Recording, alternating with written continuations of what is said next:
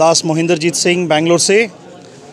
जिस दिन से किसान आंदोलन यहाँ पर चालू हुआ है उस दिन से महाराज की कृपा से हम लोग पहले 5 सिख थे सिर्फ जो सबसे पहले आंदोलन में शुरू हुए थे। तब महाराज ने एक कृपा की और ऐसा प्रयास किया कि हर आंदोलन उसके बाद हमने कम से कम हर हफ्ते प्रोटेस्ट चलते रहे हैं। मौर्य सर्कल पर, फ्रीडम पार्क से लेके मैसूर बैंक से लेके मौर्य सर्कल तक टोटल जितनी सिख समुदाय के संगत यहाँ पर बेंगलोर में उपस्थित है सब ज़्यादा से ज़्यादा हमारे साथ कोशिश करते रहे हैं। पिछले हफ्ते भी हमारी एक बहुत अच्छी प्रोटेस्ट हुई अलसूर गुरुद्वारा से लेकर ट्रिनिटी सर्कल तक, जिसमें हमारे सिख भाई बहन, हिंदू, मुसलमान, क्रिश्चियन सब मिलके हमने प्रोटेस्ट किया था कि ये काले कानून वापस किए जाएं, जल्द से जल्द वापस किए जाएं। और बेंगलोर की जितनी सिख संगत है ये तब तक खड़ी है जब तक हमारे माता पिता जो हमारे दिल्ली बॉर्डर पर बैठे हैं वो जब काले कानून वापस हो जाए ताकि वो अपने घर वापस जा सके।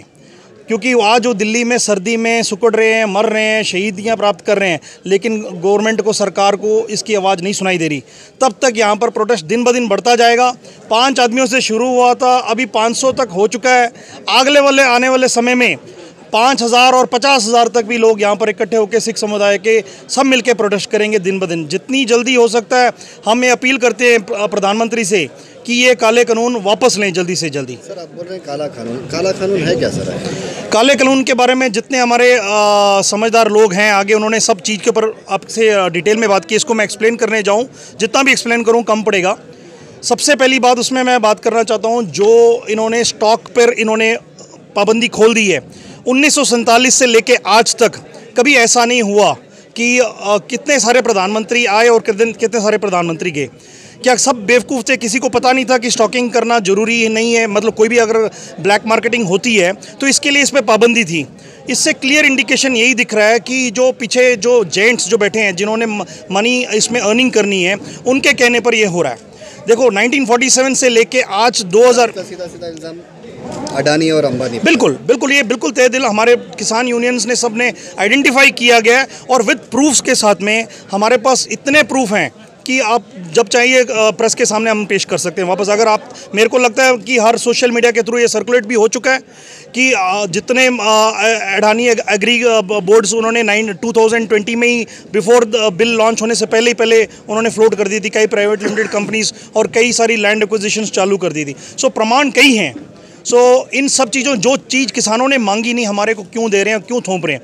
किसान सबसे बड़ी मसला ये है जो पंजाब में जो एक रिलेशनशिप जो बीच में मीडिएटर होता है ना, जो आड़तिया बोलते हैं वहाँ पर, उसके साथ होता है। आज आपको मोटा मोटी समझा देता हूँ।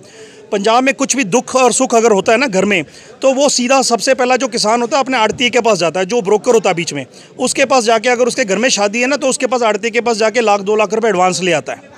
ठीक है, अगर उसके घर में शादी है तो बोलता है मेरे घर में शादी भाई, मेरा अनाज मैं तेरे को दूंगा, 20 साल से मैं देता रहा हूँ। आगे वो आड़ती भी आंख बंद करके दे देता है। क्या आपको लगता है अडानी कल कोई किसान अगर उसके पास जाएगा 2 लाख 4 लाख ऐसे ही पकड़ा देगा?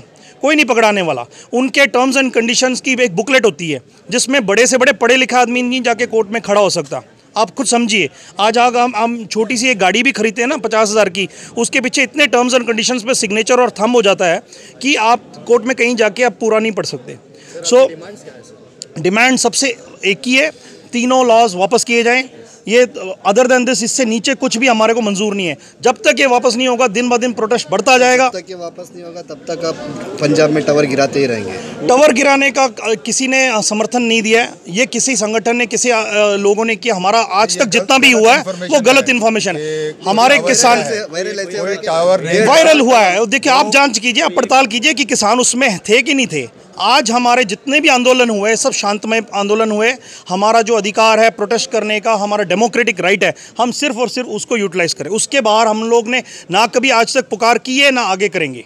हम लोग लॉ के साथ में हैं और उसी के साथ चलेंगे हम लोग। अच्छा, ये जो आप कह रहे हैं ना प्रोटेस्ट यहाँ बेंगलोर में हम कर रहे हैं, हम सपोर्ट कर रहे हैं फार्मर्स, ऑल इंडिया फार्मर्स को, सारे फार्मर्स जो कि 80% पॉपुलेशन है इंडिया की। जो आपने यहाँ देखा, हम तो बहुत ही फॉर्चुनेट हैं कि हम टेबल पे बैठ के खा सकते हैं। कई को बच्चों को दिन में एक दिन खाना नहीं मिलता, एक दिन।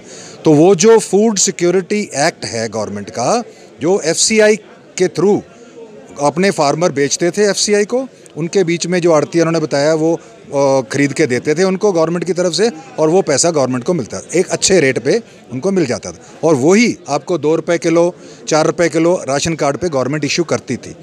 वो जो आपकी सिक्योरिटी या ऑल इंडिया हंगर सिक्योरिटी है ना, जो हंगर को अब फ़ायदा हो गया ना। पहले तो अगर आपको पता होगा, there was a great Bengal famine जिसमें करोड़ों बंदे मर गए थे। क्यों? क्योंकि अंग्रेज़ों ने इंडिगो की खेती इसी ऐसे ही सिमिलर कानून के मुताबिक करवाई गई थी, तो उनके हाथ में कुछ नहीं बचा। तो मिलियंस ऑफ बंगालीज, उसको बोलते हैं द ग्रेट बंगाल फैमिन। आप गूगल करके देखिए कितने बंदे मरे, जितने पूरे यूरोप में सेकंड वर्ल्ड वॉर में, फर्स्ट वर्ल्ड वॉर में मरे, उतने सारे बंदे हमारे बंगाल में मरे। Farmers demand is only one, that is please repeal these 3 laws which we do not want, the farmers don't want. If I don't want anything, why are you giving it? When we want, we will with folded hands we request. Amit Shah ji is coming tomorrow. He is a very great man of the party. He has done so many great things, and we know that if he wants to do it, he can get these repealed tomorrow. Sir, that much of confidence we have in him. ठीक है ना? I am Gurinderjit Singh. I am son of a farmer. एक सवाल है प्रधानमंत्री जी से कि जो साइलोस का स्टोरेज के लिए अदानी को कॉन्ट्रैक्ट दिया जा रहा है, क्या भारत सरकार के पास 50 करोड़ नहीं है कि एक एक स्टेट में एक साइलो बनाते हैं जिसमें बाद में सिर्फ 5 आदमी मिला के वो पूरा साइलो संभाल सकते हैं? क्या एफसीआई इतना ऑर्गेनाइज नहीं कर सकती? क्यों थर्ड पार्टी को बीच में इंड्यूस करने की ज़रूरत है? एक साइलो जो सिंपल सी जो पानीपत में और दूसरी जगहों में बनी 50 से 70 करोड़ के बीच में बन जाती है, जहाँ पर लाखों टन, हज़ारों टन मतलब किसान का अनाज रखा जा सकता है। क्या एफसीआई के पास इतनी समर्था नहीं है कि खुद बना सकते? क्यों थर्ड पार्टी को बीच में इंड्यूस करने की ज़रूरत है? नमस्कार।